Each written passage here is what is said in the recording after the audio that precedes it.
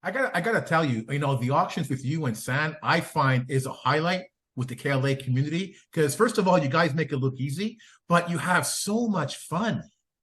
San is literally out of his mind. He's out of his mind. So okay, so now I have to ask you the question: is that guy stable, man?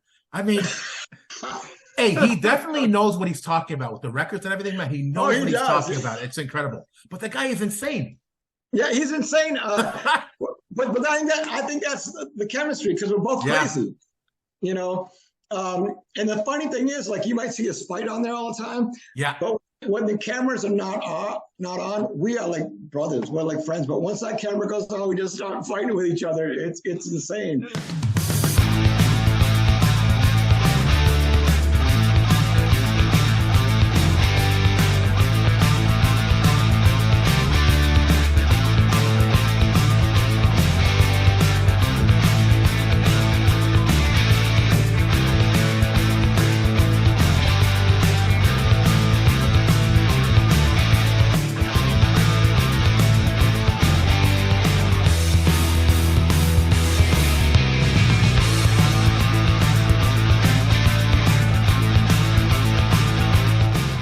Hello, my friends, and welcome to episode 120 of the Kiss Army Nation podcast. I'm one of your hosts, Pasquale Veri. And I am Claudius Pera. Welcome to the show, everyone.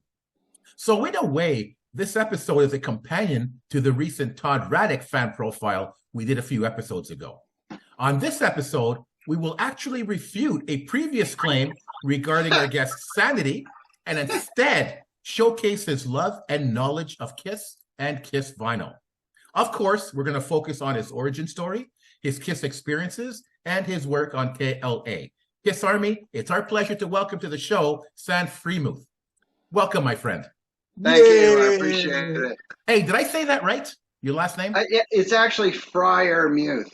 Freiermuth. Freiermuth. Yeah. Okay. I mean, you'll find out soon. My nephew is the starting tight end for the Steelers, so. Oh, okay. wow. Yeah. So the name will become household soon, I think. Very cool. Well, so nice to have you, San. Thank you. It's nice to be here. I really appreciate it, guys. So, as we mentioned in the introduction, we like to begin our fan profiles with our guest's origin story. What is yours? So what were your musical influences before getting into Kiss? Before Kiss? Before Kiss, yeah. Oh, I would say my very first record that I had, my parents had that big stereo, where they had the turntable on one side and then on the other side they had the albums and you'd slide it open. So they had like stuff that, I loved vinyl for some reason, but I didn't like that stuff. So my grandmother gave me this little Elvis 45 and I used to play that over and over and it had Don't Be Cruel and Hound Dog. So Hound Dog was on one side and Don't Be Cruel was on the other. And this was preschool, so I would just sit there like a little kid and I would play it and then I'd flip it and I'd play it over and over and over. and then I think I was in second grade and we had moved to North Carolina and my mom took me to the library and I realized they had records there. So I was like, sweet. So I was just looking at stuff and I saw this band called the Rolling Stones. Mm-hmm. And I was like, well, I think that is like the coolest name I've ever heard in my entire life. And so I just got the record just because of the name of the band. And it was Made in the Shade. And yeah, I didn't return that record for a few months. So those were my first two bands before I got into Kiss. And then how did you get into Kiss later on? Oh, well, when I was in North Carolina and I think I was 8 or 9. And I was into the Stones and I was telling my friend, listen to this. This is a great band. These guys are really good. And so he came back with Rock and Roll Over and he said, you listen to this. And I said, okay. And so I put it on and, I heard the beginning of I Want You. And then I heard the rest of I Want You. And then I heard Take Me. And that was it. I was hooked. Then Dr. Love after that. Are you kidding me? I mean, my gosh, that blew my tiny mind away. And, so unfortunately, well, he had gotten 3 records given to him like a bit from his babysitter. So we had Alive and Destroyer. And that Rock and Roll Over got destroyed. But those were the first 3 Kiss records I got introduced to. Okay. So, Sam, talk to us about some of your most memorable Kiss experiences. For example, your most Huh. memorable Kiss concert. Oh, whew. Probably 1998 Psycho Circus. That one was insane. It was in Portland, Maine. We got there just as the opening act got off, and then we got on the floor. And they had general seating at that time, or general admission. So there are no seats on the floor at all. So, we had gone to a pub before, so, I was like, okay, when the lights go out, guys, we're going right up front. And then the lights shut off, and so we ran up front, and we were in the first or second row, and that was before, it was the 10-foot wide barrier between the stage and the fans, so there was like one guy could walk through that, and we were that close. It was insane. I mean, I couldn't see Peter Criss because we were that close. It was amazing. And, that one, and the energy of that show was incredible too. And I think Peter Criss even mentioned it in like Hit Parader or one of those magazines. But that was probably the best Kiss show I've ever seen. Was that one of your first Kiss shows? What was your earliest? Oh, my absolute first Kiss show was 1985 Asylum Tour. So I got to see Tommy with Black and Blue open for Kiss. Before that, I've been dying to go. I wanted to go see, of course, the Return of Kiss. I wanted to go see the Lick It Up tour. I wanted to go see the Creatures tour before that. But, my parents were pretty strict back then. So I didn't make it till 1985. Okay. So besides the concerts, what would you say are some memorable Kiss events that you've attended? Well, I would say Creatures Fest was probably cool. You were there, okay. Oh, yeah, that was awesome. That was amazing. Not only was it amazing because it was a KLA event, but it was, or sponsored with KLA, you know what I mean? But it was just the people that were there, the bands that were there, the musicians that were there, the availability to the musicians themselves, like Peter and Ace, were just even Benny. It was really unbelievable. I didn't meet Benny, but that was probably one of the best events I've had. I like Creatures Fest, so I'm hoping they do another one and another one and another one. Rumors has it that they're starting another one coming up in October. You heard about the Kiss Cancer Goodbye? That's happening in Florida in October? That's what I'm talking about. Right, exactly right. That's exactly what I meant. Yeah. So hopefully that turns out to be a big success. Well, now they just announced Ace Frehley. They did, just the other day. Yesterday, was it? Or the day before? Yeah, right. No, anything that Neil gets involved in, it's gonna be huge. It's gonna be amazing. He does a great job. He's a great promoter. Not only that, but like at the end of the event and stuff, when everybody's just hanging out, and he's walking around, he's thanking everybody for being there. He's a great guy. He's a smart guy too. I appreciate everything that guy does for sure. Yeah.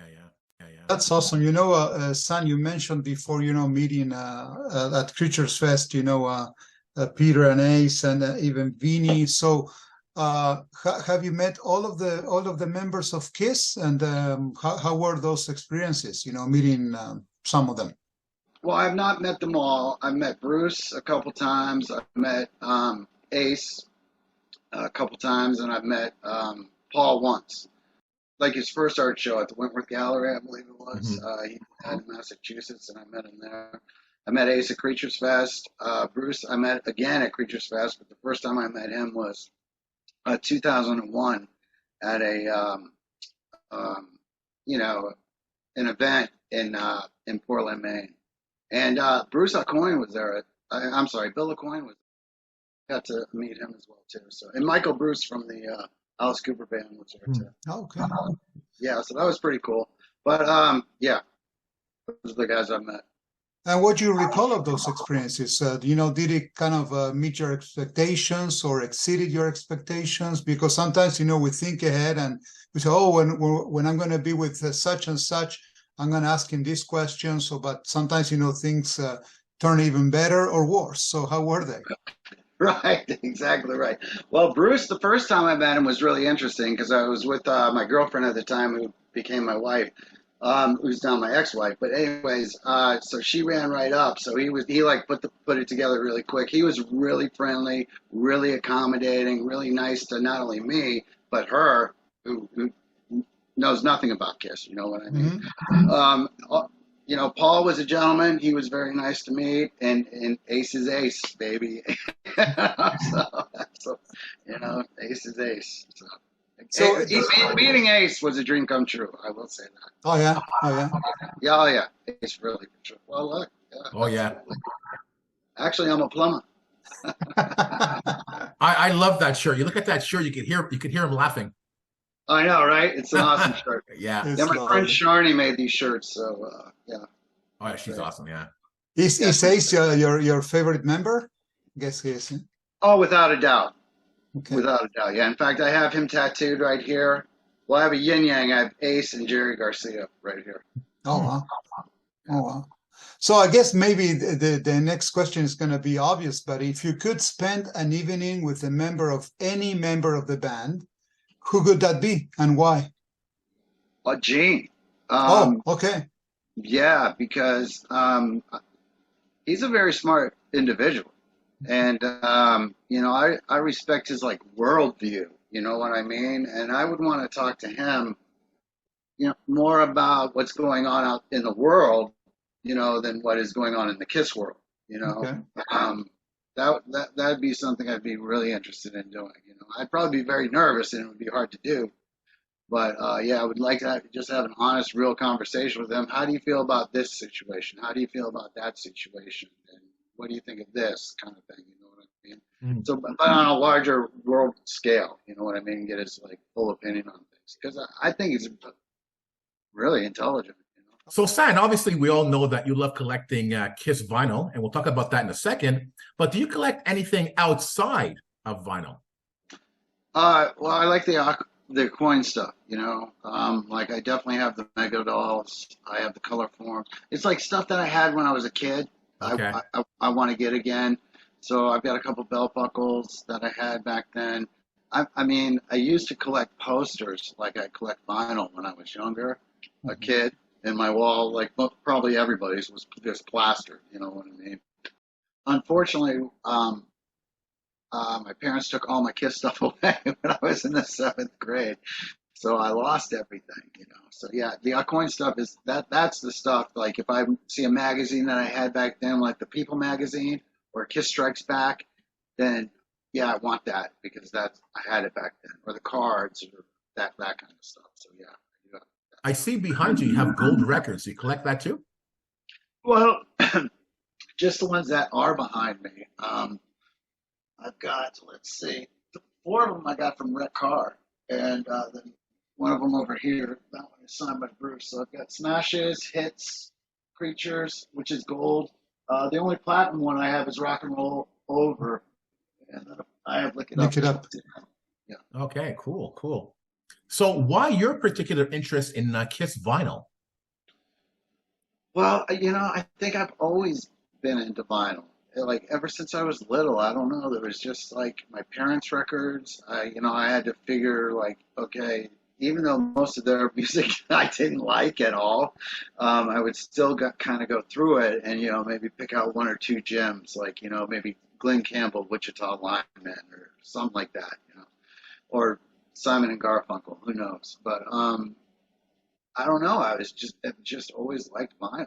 And then when I realized that there were different like versions of Kiss vinyl, like Kiss Alive, and then Kiss Alive second pressing or 2 record set, you know what I mean, on the title, I was like, oh yeah, okay, I need that. And then at one point when I was pretty young, I think I was in 8th grade, I had 5 different destroyers, and I thought I was the king. I was like, I have more destroyers than anyone.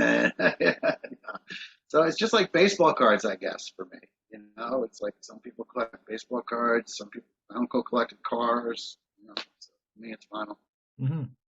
And Sam, speaking of vinyl, so we're going to ask you the same question we asked Todd when we had the episode with him. So why do you believe there is such a huge interest in Kiss vinyl, especially now? Why is that? I think there's a big resurgence in vinyl. The big reason is it sounds better. I mean, it's an analog recording versus a digital recording, and the analog can hold more sound, if that makes sense. It's more fuller. You can feel it in your More body body, more. yeah. Yeah. Some people claim to not know the difference. I don't know how that's possible, because I can totally hear the difference. And so I think that's a big reason. I also think it did, well, actually, last year was the first year that vinyl outsold CDs. Yep. Yeah. Right? Is that correct? Yeah. Yeah, right. So, and this is the thing, like on Record Store Day, there were all these little girls there for Taylor Swift. I mean, that was the most popular record on Record Store Day. And so the young kids are getting into it too. And they're building all these new stereo systems, all these new turntables. Like, I remember just 10, 12 years ago, you go in, you could find one you could plug into your computer, maybe download some stuff. But now this stuff, it's getting pretty nice. So, I don't think vinyl's going anywhere. Yeah, it's not only for turntables, but speakers. The good stuff, man. So we're going back to the roots. And absolutely. You mentioned before that your obsession with vinyl is so big that maybe you're gonna have like 5 times Destroyer, or 4 times or 6 times I don't know, Rock and Roll Over. So what specific more? Or more. So what are the specifics that basically tells you that one vinyl is kind of different to the other? What's the rarity of a Kiss vinyl? Why do you buy more stuff? So what are you looking for? Okay, well, I guess it all started a few years ago, and I had a bigger collection, not just of vinyl, but I had figures, I had posters, I had a ton of stuff. Okay, and then things happen, and sometimes you got to sell some stuff, right? So I was like, okay, this is it. The time has come. I got to sell everything. And I was horrified. But I was like, I'm going to save the vinyl for last. So I sold pretty much everything, and then got lucky and was able to hold on to my vinyl. So then I decided that, okay, I'm learning things here and there or whatever. And I was like, I live in the USA. I need to learn the USA Kiss catalog. And by that, I mean like every label of every album, so on and so on. You know what I mean? Yeah. And then from there, once I learned that, then it made it really easy to jump to other countries and figure that stuff out. So I don't know if that made any sense or not. It does, absolutely. So do you have any preference on some pressings, let's say from Europe or Japan or South America? Are you into a specific trend somewhere? Well, it fluctuates, I mean, Japan, I love Japan. I think the vinyl quality from Japan the sound from Japan vinyl is the best sound you'll get. I think USA, Germany's right behind it, Netherlands, things like that. But yeah, I mean, if I don't have it in my collection, I want it. So it's pretty much that. If it's official and I don't have it, or it's really a rare, prominent bootleg or counterfeit, and I don't, I want it. Okay. Okay. So it just depends on who I'm talking to and what deal I'm making at the time. Okay. Are you also into bootlegs or just the official catalog? Well, I wasn't as much into bootlegs. I had some older ones. I got into those with Todd when Todd and I started working together, because he really knows those a lot better than I do. And he's he does. He understands that market better than I do. And so that's when I started getting into the bootlegs. But the thing I will say about those is that I like the good sounding ones, like the soundboards or a really good audio from the audience. Because there's so many that just do not sound good. Yeah. But no, I got nothing against boots at all. I have quite a few actually. Yeah. See, that's what I find intriguing about collecting Kiss vinyl. I have a lot of them myself, and I like collecting like variations of the actual vinyl, like a color disc or things like that, right? But I don't necessarily look for different labels. I collect boots as well, but regardless of sound, just because the actual vinyl color is different, or the cover itself is different, and the sound is more, on a side for me. Just like people who collect vinyl for the label. They got the label, but they won't listen to it because they've heard it 1,000 times before, or they've got 5 or 6 versions of it already. So why does one person have an interest in the disc itself, the label, the number on the record? It's like it's so specific. Plant numbers, all that stuff. Yes, the teardrop. Yeah. The love horn on the love gun with the girl, right? Yeah, all that stuff. I mean, I guess it's just a matter of personal preference. It's what you prefer, what you like. I mean, we all want it all, but it's expensive to get it all, and it's hard to get it all. It's a heck of a rabbit hole. Yeah, that's a rabbit hole that you can keep digging and you'll never get to the bottom of. Yeah. So it's just, I haven't seen it all. I never will. I wish I had it all? Of course I do. I mean, I'm not the Library of Congress. But yeah, people have different tastes is what I would chalk that up to. Of the actual catalog, I have like several copies of each Kiss record, but I only have one open. And I listened to that one, and the rest of them are sealed. Like they released nice. They released a live 3, and apparently people are getting 2 copies of the first album. I don't even know if that happened to me, if I have both of them or just one of them, because you it's never still sealed. opened it. No. Well, I got 2 boxes of those, so I opened one of each, and they both had the correct, the 1 and 2. You know what I mean? Instead of the 1 and 1 or the 2 and 2. So I'm if I'm selling them saying that. You know what I mean? That is what happened, and can I guarantee this isn't that? No, of course I can't. But it did come in the box, Right. With one like that. And it's still sealed, so. Yeah. Or you can buy the one that's unsealed. I don't care. Yeah. So really, San, it begs the question, because you and Todd do a lot of work on KLA, and there's auctions almost every single day. Yeah. People are starting to sell their collections off. Now, do you believe that because Kiss is coming to the end of the road, that now it's time to sell one's collection? What do you think? I think some people think that, but honestly, throughout my history of collecting Kiss, people have always been selling their collections. Like literally, someone is always selling a collection. Has it gone up a little bit this year? Quite possibly. I mean, the economy is horrible, So, I mean, what are you going to do? Keep your Kiss stuff or put food on the table, Yeah. So that could play into it. I don't know. But I think it's, I've noticed maybe a few more people selling their stuff. But, it's like a stock. You hold on to it and you wait it out or you sell it. Good point. Yeah, it's we call it black gold for a reason. Yeah. Yeah. So we haven't seen Kiss Expos in a long time.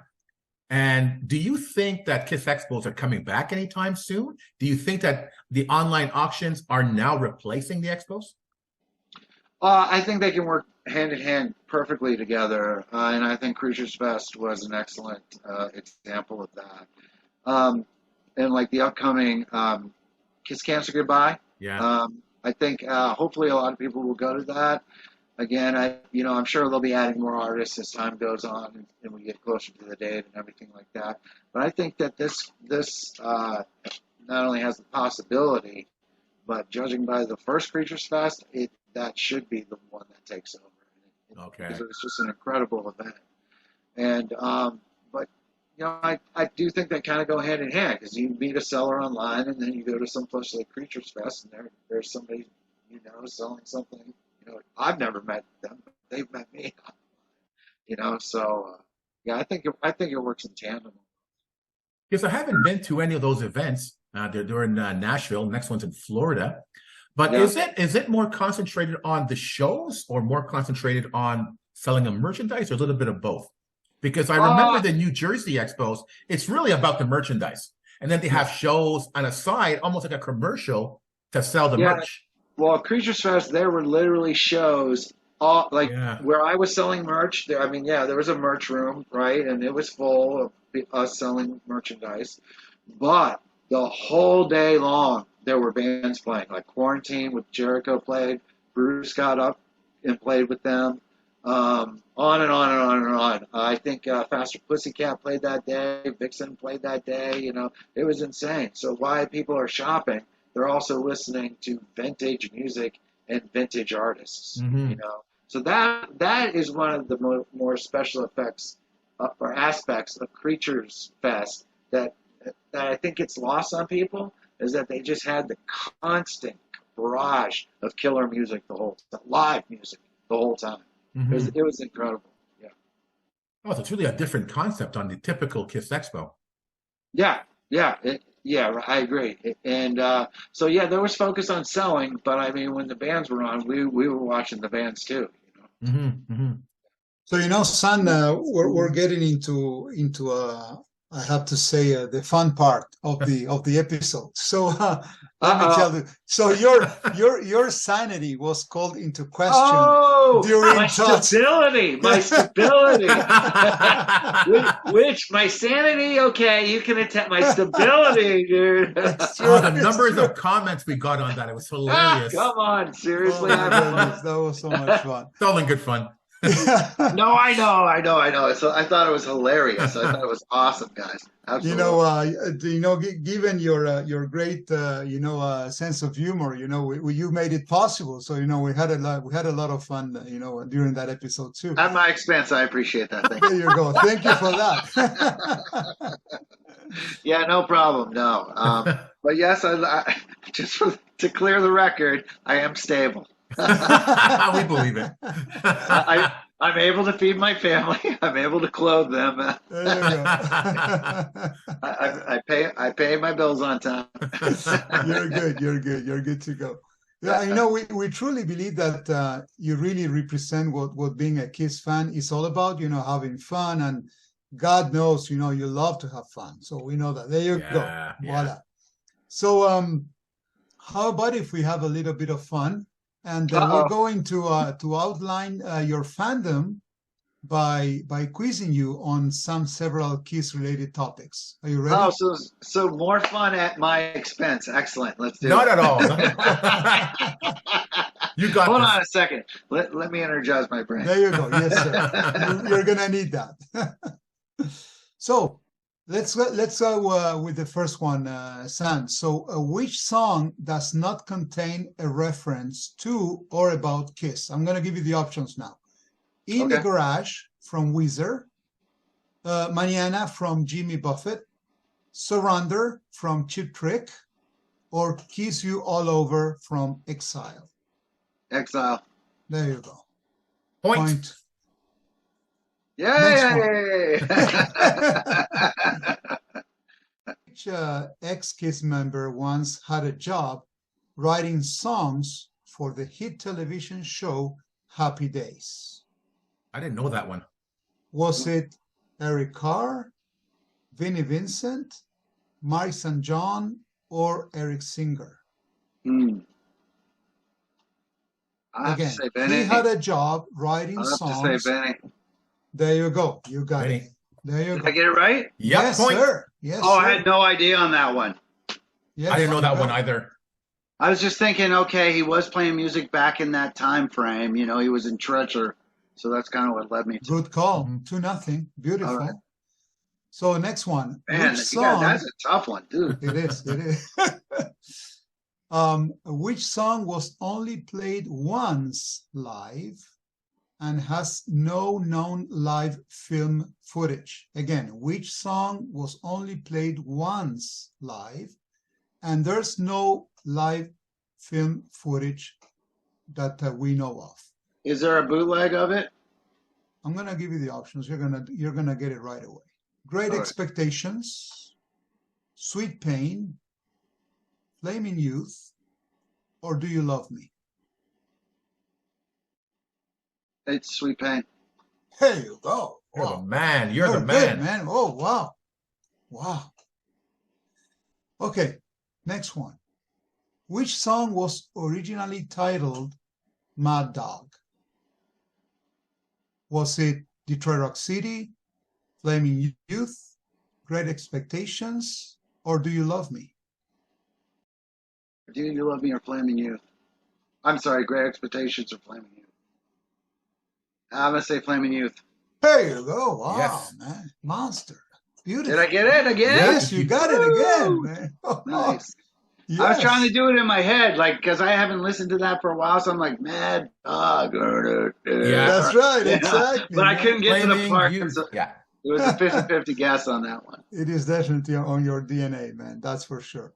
So last one for me, and then we're going to go to Pask. So Okay. which member out of the 10 KISS members had been shot by a gun? Which member out of the 10 KISS members had been shot by a gun? Was it Peter Criss, Ace Frehley, Vinnie Vincent, or Bruce Kulick? God, it's got to be one of the first two.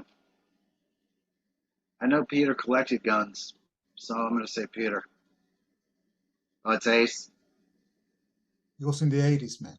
Oh, I got that wrong then. Okay. It was Bruce. It was Bruce Kulick. Wow, really? I had no Yeah. idea Bruce got shot by a gun. Wow. Yeah. Bruce mentioned that at an expo in New Jersey.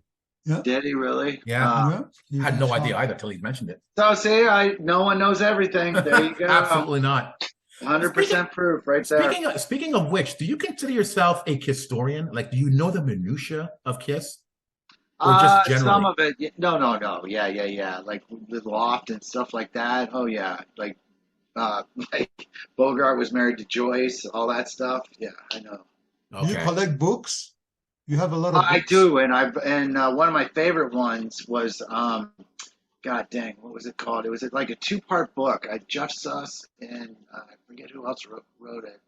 But it was like the book that was supposed to come out, and then they shelved that one and then put out the real story in '79. Okay. And so I forget what it was, but it's really in depth. It's really good, but it's back from that day. Okay. So it's like, it's really, oh my gosh, I wish I could just. Yeah, get it. All right. That's the one right there. Oh, Behind the Mask. Oh, Yeah. okay. Yeah. I think this is my favorite biography of them. Yeah, Mhm. it's really cool. It's Yeah, the really beginning, cool. the first half of the book, anyway. Right. So let's continue the quiz with just a few more questions. Okay. So who co-wrote the song Let's Put the X in Sex? Co-wrote Steven Tyler, Gene Simmons, Desmond Child, or George Michael? Desmond Child. Desmond Child it is. Yes, sir. Yeah. Okay, this one's a little bit more Tricky. difficult. Yeah, Tricky. yeah. It is. Minutia. This is minutia. That's So- why I asked you. What company produces the synthetic blood Gene Simmons uses during Kiss shows? So, I do Novelty Inc., Procter & Gamble, 3M, or Johnson & Johnson? It was 3M. Oh, my God. Holy man, this guy. Yes. Wow. Just like Sam. that, man. Oh, wow. I literally just saw a video yesterday of him taking a sip out of, or a photo shoot or something. I literally just saw it yesterday. That's the only reason I know. Oh, wow. Good timing. I know, right? Okay, I'm going to ask you now to tell me which song this particular lyric comes from. I'll try not to sing it. Let's just be glad for the time together. Rock and roll all night, room service, shout it out loud, lick it up. Look it up. Lick it up. There you go. Lick it up. Okay, this is another lyric one. I can't cool down because this love is so hot. You make me rock hard. Do you love me? Hotter than hell. Shout it out loud. I can't cool down because this love is so hot. You have to sing it, Pask. I will not sing it. Oh, he does have to sing. What were the choices? Okay. You make me rock hard. Do you love me? Hotter So you than make hell. me rock hard. You make me rock hard. Yes, sir. That just My came out goodness. really wrong, but yes, you make me rock hard. Wow. Wow, son. Man, impressive. Okay. Stop. Last one. You're going to be off the hook. So which song from the Lick It Up album was played live on every tour until Eric Carr died? Was it Young and Wasted, Young and Wasted. All Hell's Breaking Loose, Gimme More, Fits Like a Glove? Well, I'm going to have to stick with Young and Wasted, right? Fits Like a Glove. Oh, is it? It was played live until Eric's passing. Oh, that's too bad. Because I know he used to sing Young and Wasted. Yeah, but Yes, that was of course. yeah.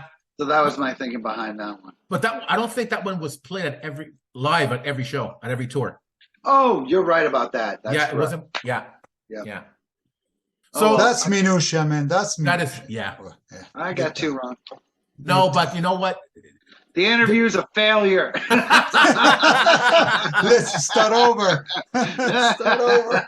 No, you know what? You're a good sport because being put on the spot like this, it's kind of nerve Tough, wracking. man. Hey, listen, Oh, I I remember. thought I had that last one too. I was all cocky about it. Well, 8 out of 10 is pretty good. Well, it just shows you nobody knows 80%. everything. You just don't. No, absolutely. But what is And- it? He got a 8 out of 10. 8 out of right? 10. Yeah, Oh my yeah. goodness, man. No, Sam, I remember. 80%. I remember on the last Kiss cruise, there was the trivia with Kiss on stage, and I went to see one of my friends, Angel, to wish her luck for the trivia. And apparently, when I got there, somebody had backed out, and they asked me to do it. I could have been Nice. on stage with Kiss doing Kiss trivia, and I said no. What? I Why said did you no. say no? Because I'm on stage in front of all these people, and I was afraid I'm going to mess up on such an easy question. I Right. do a Kiss podcast. People think I'm a poser. You know? don't think I'm a poser. So no way. Paz, no one thinks you're a poser, dude. No one thinks that. Trust me, bro. If you're on a Kiss cruise, you ain't posing, bro. Oh, man. So, yeah. Now I regret I should have done it, but being put on the spot like No, that. I get it, dude, because like if you're on the spot in front of that many people, they ask you a simple question and you just can't get Right. it, and you know the answer, but you can't. Yeah, that'd be tough to live down. And then you know the answer afterwards. You go, oh man, I knew the answer. How did I mess that up? And Exactly. I don't know if I can live with myself like after that. It's no way, Right. no way. Yes, I get it. I love it. I love it. We were saying before, Sam, that you're a perfect example of a Kiss fan, and in these fan profile episodes, we like to talk about the fans and how special we are, or how special we think we are. So, talk to us about some of your experiences with the Kiss Army.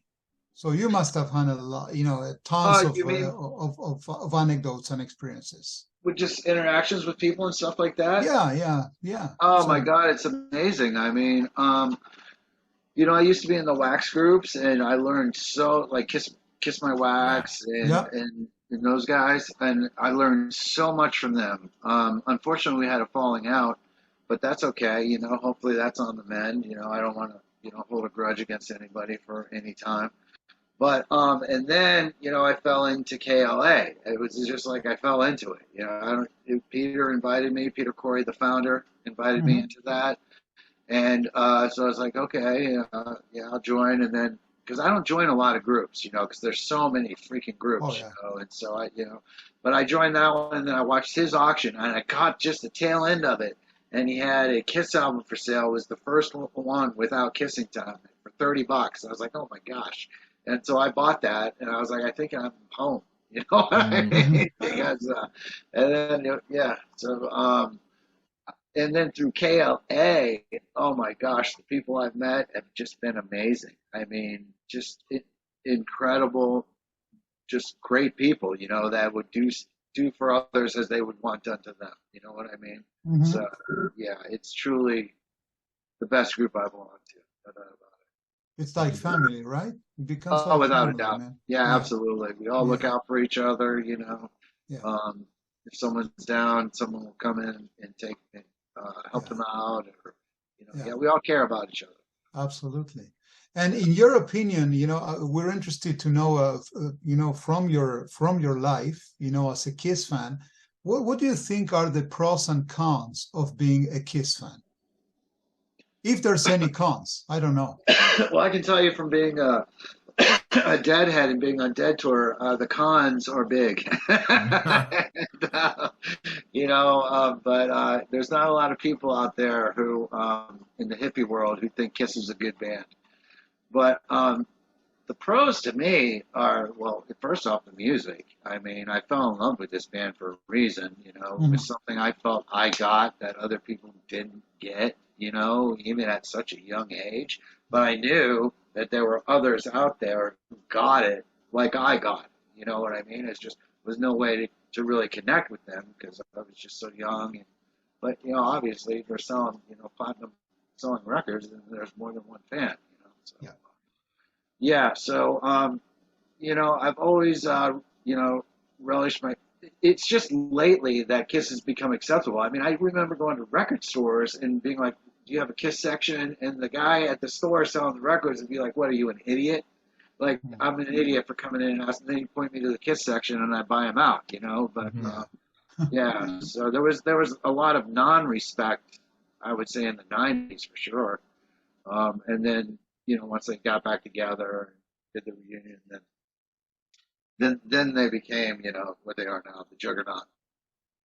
I kept thinking about that. You're right. So yeah, there's at the beginning I didn't think that there were any cons, but yeah, it's true. There are kind of the outcast, and for many years, but Yeah.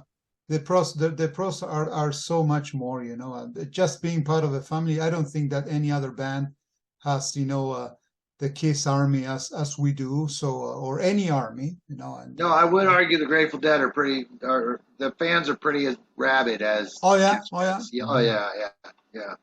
I mean, I've been a part of both communities, so yeah, those fans are insane too. Oh, yeah. Okay. So, yeah. So, I mean, it is what it is. You love a band. I mean, it hurts. You love that band so much. Of course, it does. It does. Yeah, Yeah. that's love. That's right. Yeah. They often say that, the internet is a pretty bad place to be. Social media is such a horrible thing. I don't know. If it's used properly, I don't think it is. I mean, I think social media really brought Kiss fans together. I agree. For me, it started with the first Kiss cruise in 2011. We got to know each other online before we met on the ship. Right. And then it's like all these people we talk to online. Now we're seeing your faces. We're meeting you in person, and it just created this bond.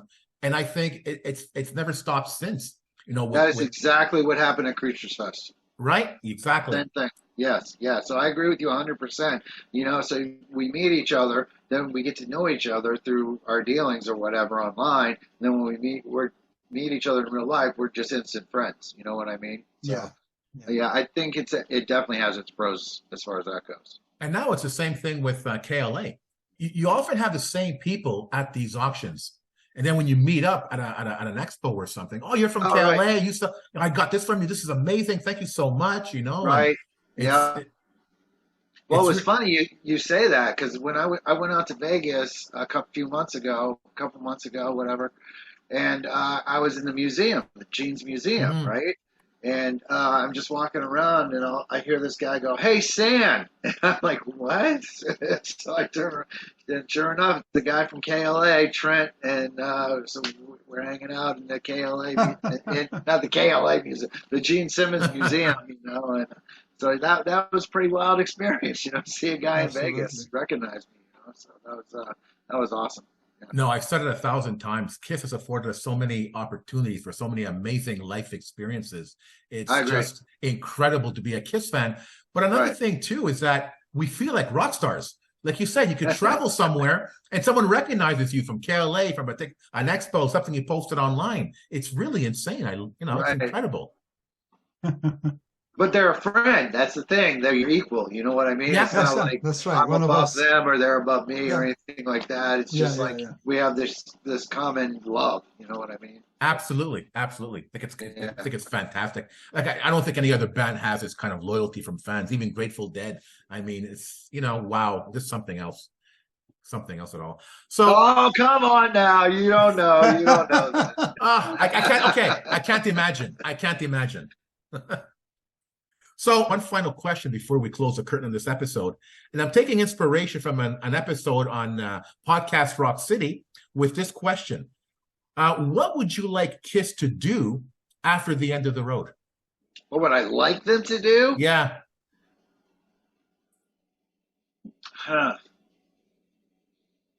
Probably the 50th anniversary tour. So you'd want them to continue, right? Well, I don't know. In some capacity, I would want them to continue. Yeah, I mean, it's a band I love. Why would I want to see this band, go? I understand age and everything, and maybe it's time and all that. But I think they will probably play, a few shows. Who knows if they'll get a residency? I don't know if that's written in stone or not. Would you like them to make new music? I would. Yes, I would like them to make a new record. Absolutely. Okay. That way we could have the originals 3. Yeah. Eric and Tommy. I was listening to an episode of Kiss Army Things, and Xander was talking about they should do something special for the final show. And having Ace and Peter there, is that likely? Probably not. But he mentioned, imagine the final show having the Kiss logo up in lights and everything. That would be incredible, That would be incredible. Yeah. And now, talking about a new album, wouldn't it be amazing if they write a new song just for the final shows? Just one song. That'd be insane. Oh yeah. We'd lose our minds. Oh, We'd lose our minds. Yeah. I don't think they're going to do that though. I don't think so either. No. Having Peter and Ace is more likely than that. Yeah, I do too. But Gina said more than once that they obviously have to end with Rock and Roll All Night. Yeah, so, for sure. Yeah. So I don't see them ending any other way. Yeah. I always thought they were a band. Excuse me again for going back to the Dead, but they never had the same show in a row, so they would always play different songs every single night. And I always felt Kiss could do that because they have such a deep catalog, And so that was always my wish for Kiss, was that they would, mix it up more in their set list. They changed the set list. Yeah. Yeah. Well, you're not like the only from one night to another. You know what I mean? Maybe not play, the same song every single night. Yeah. Well, I guess you're not alone on that one. There's, that's the usual talk, amongst Kiss fans that, trying to shuffle a bit, the set list. But I guess it is what it is. So, San, it's been a true pleasure, man, to get to know you, and absolutely fantastic. We had a blast. So, thank you so much, man, for your time. It was truly quite an experience, man, to get to know you. Thank you, Claudio. Thank you, Claudio. I truly appreciate it. And thanks for having me on, brother. I really appreciate that too. Thank you, bro. Thank you so much. We couldn't have Todd on and not have you. I mean, come on. It's a guarantee we're going to have you on. I was wondering about that. No, I'm just kidding. No, absolutely. We're going to have you on, but there was no way we were going to have you guys on together. Absolutely no way. Watching your interactions on your auctions, man, you guys. They take over the show, man, so forget it. That's it. We'd be fighting right now. That's right. Hey, let me talk. You're always talking over me, AM. Yeah, I know. No, that's my deal. That's right. No, Todd's the greatest partner. He's the best. Todd's the best. No, you guys have such a chemistry together, and your auctions for me is one of the highlights. It's such a fun auction. I really appreciate watching your interaction together. You guys truly love each other, are truly good friends, and it's really obvious watching you during these auctions. Yeah, we are. The funny thing is that we never fight unless we're like doing an auction. That's we never fight. It's crazy. I don't understand it. But he's the best. He truly is. No, he really is. So, Sam, thanks again for being on the show. Really appreciate it. Thank you, Paz, and thank you, Claudio. Thank you so much, bud. Thank you. All right. You guys have a great night. You too. Thank you. You too. So, to the Kiss Army, we hope you enjoyed this episode. If you have any questions, comments, or ideas, please send them to talktome@kissarmynationpodcast.com. Until the next time, remember, never stop rocking. Take care, everyone. If you enjoyed this episode, like and subscribe on YouTube or follow us on Spotify, Automatic, iHeartRadio, or wherever you listen to podcasts. Don't forget to make yourself heard. Leave us a comment on Facebook, Twitter, or Instagram. See you all soon, Kiss Army.